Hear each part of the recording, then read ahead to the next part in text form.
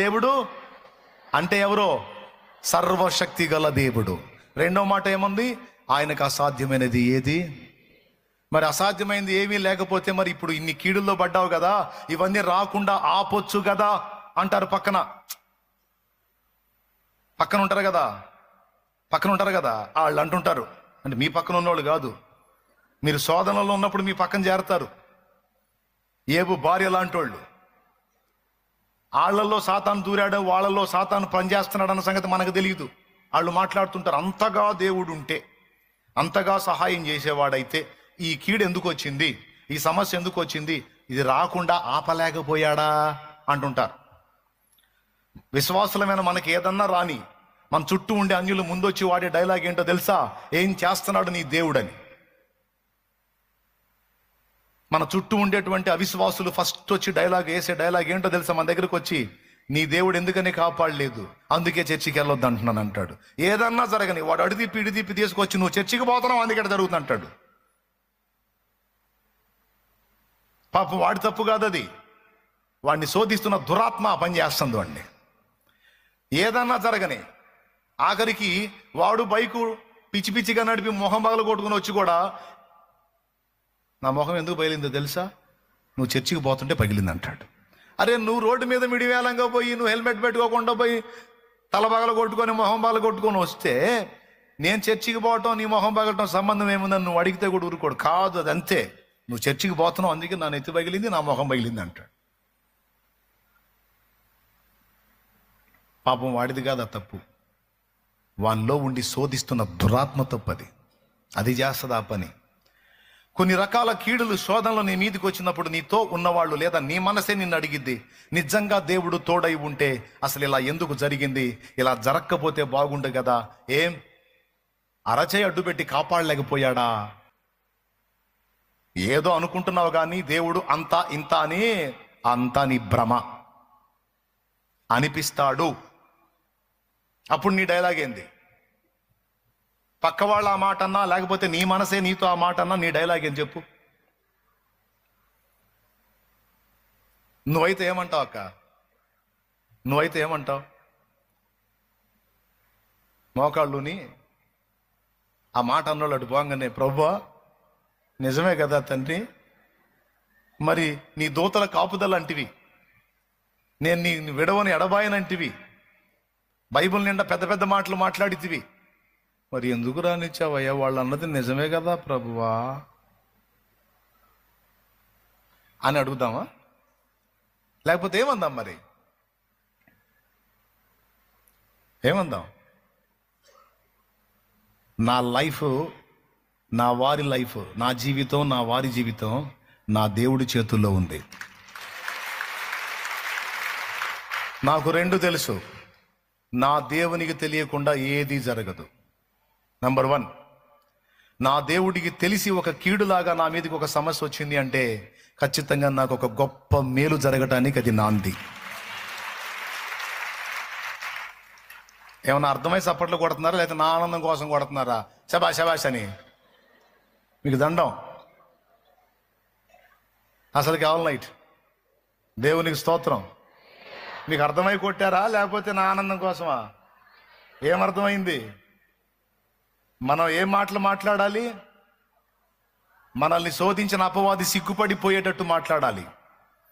నాకు ఈ కీడు, నాకు ఈ సమస్య, నాకు ఈ బాధ, నాకు ఈ ఇబ్బంది వచ్చింది అంటే నంబర్ 1, నా దేవుడికి తెలియకుండా రాలేదు.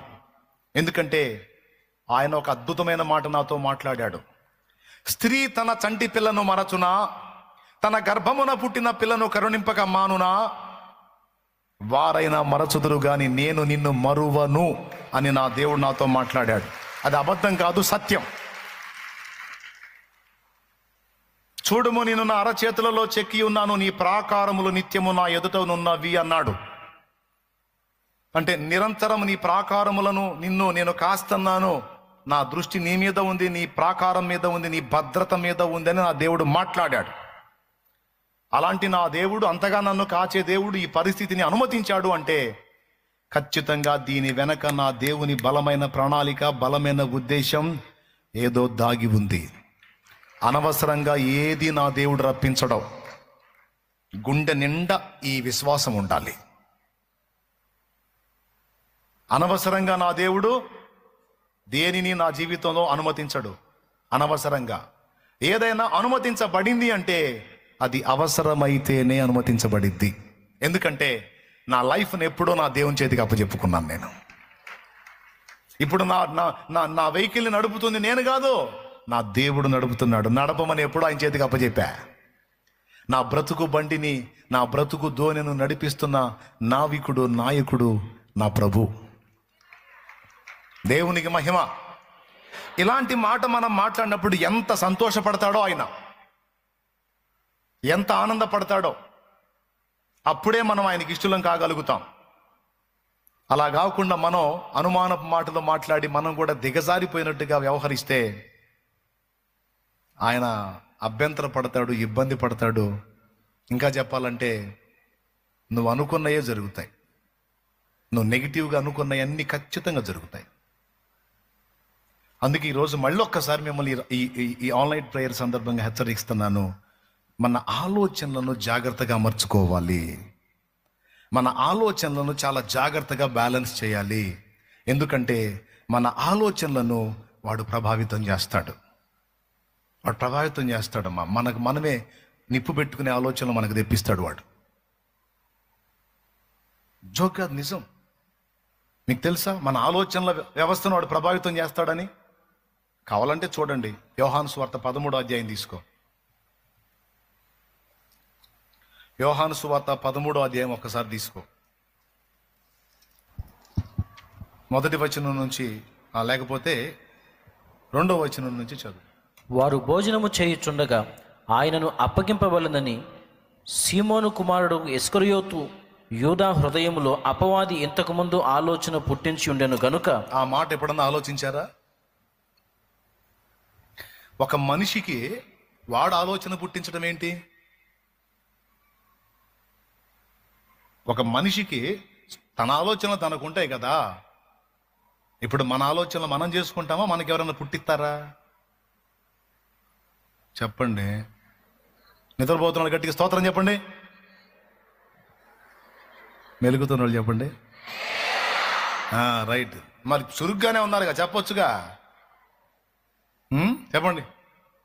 ఆలోచనలనే మనకు పుడతాయా లేకపోతే ఎవరైనా పుట్టిస్తారా? మనకు తెలిసి ఆలోచనలన్నీ మనమే ఆలోచించుకున్నట్టు మన ఫీలింగు. మనం చేసిన పనులన్నీ మనమే సొంత ఆలోచనలు చేసుకొని మనమే చేస్తున్నాం అన్నది మన ఫీలింగు. కానీ రహస్యం ఏంటో తెలుసా? కొన్నిసార్లు మనం చేసుకుంటున్నాం అనుకున్న ఆలోచనల్లో వాడు వాడు పుట్టించే ఆలోచనలు కూడా ఉంటాయి. అంతెందుకు, ఇప్పుడు నేను వాక్యం చెబుతున్నా కదా, మీకు దిక్కుమాల ఆలోచనలు కూడా వస్తాయి. శాలేమన్నా అసలు తెల్లగొడ్లు కట్టుకొని ఇంత పర్ఫెక్ట్గా వాక్యం బోధిస్తుంటాడు కదా, అసలు ఏ తప్పు చేయలేదంటావా? అబద్ధాలు ఆడకుండా నిజం చెప్పండి, ఎప్పుడన్నా ఇలాంటి ఆలోచన వచ్చిందా మీకు? ఇగో షో చేయొద్దు, కనీసం వాళ్ళ ఆవిడని ఒక దెబ్బన్న కొట్టుండడు అంటావా? కనీసం తిట్టనన్నే తిట్టుండడు అంటావా అని ఆలోచన రాదా? అమ్మో, మామూలు కాదు మీరు. వస్తాయండి అట్లాంటి ఆలోచనలు, రావా? గో ఊరుకో, నేను ఒప్పుకోనట్లా. అవునా? ఒకవేళ మీకు అలాంటి ఆలోచన వచ్చినా కూడా వెంటనే మీరు ఏం చేస్తారు తెలుసా? ఓ సైతానా అన్నట్టు అంటాడు కాదు, అన్న మంచోడు, అన్న జాగ్రత్తగానే ఉంటాడు. అది మీ విశ్వాసం, నా మీద మీకున్న ప్రేమను బట్టి. ఏమండి, అలాంటి ఆలోచన ఒకవేళ వచ్చినా దాన్ని వెంటనే అడ్డుకుంటారు. ఆలోచన రాకుండా అయితే ఉండదు. ఇప్పుడు ఒప్పుకుంటారా? ఎంతమంది ఒప్పుకుంటారు? Thank you. కొంతమంది అయినా నా పరువు కాపాడినందుకు. అంటే డౌట్లు వస్తాయి, కానీ మీరు సమాధానం చెప్పుకుంటారు మీ మనసుకి. ఏమని? అన్నట్లంటాడు అదేబా నేను అయ్యే వినను అన్న దేవుని సేవకుడు ఆయన, అంతే. దేవుడు ఏర్పరచుకున్న పాత్ర అన్న ఏదో చెప్పుకుంటావు నీ మనసుకు నువ్వు. లేకపోతే నన్ను ప్రేమించకపోతే నన్ను ఫాలో అవ్వలేవుగా, ఫాలో అవ్వకపోతే నువ్వు తేడా పడతావుగా. అందుకని నీ మనసుకు నువ్వే చెప్పుకుంటావు. కానీ ఆలోచనలు అయితే వస్తాయి. నేను చెప్తున్నాను, మనకు వచ్చేటువంటి ఆలోచనల్లో దాదాపు సగభాగం నెగిటివ్ ఫోర్స్ నుంచి వస్తాయి. దీన్ని రాసి పెట్టుకోండి. మన ఆలోచనల్లో సగభాగం వ్యతిరేక శక్తుల నుండి వస్తాయి. ఏందనుకున్నావు మరి?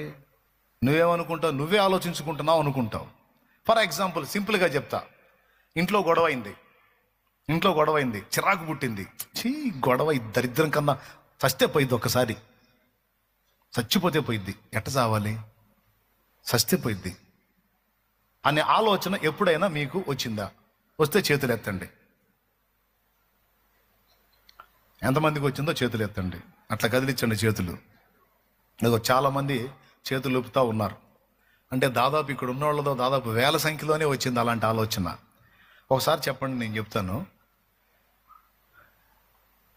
ఆ తర్వాత ఆ ఆలోచన వచ్చినప్పుడు చస్తే పోయిద్దని ఏదో వచ్చింది ఆలోచన.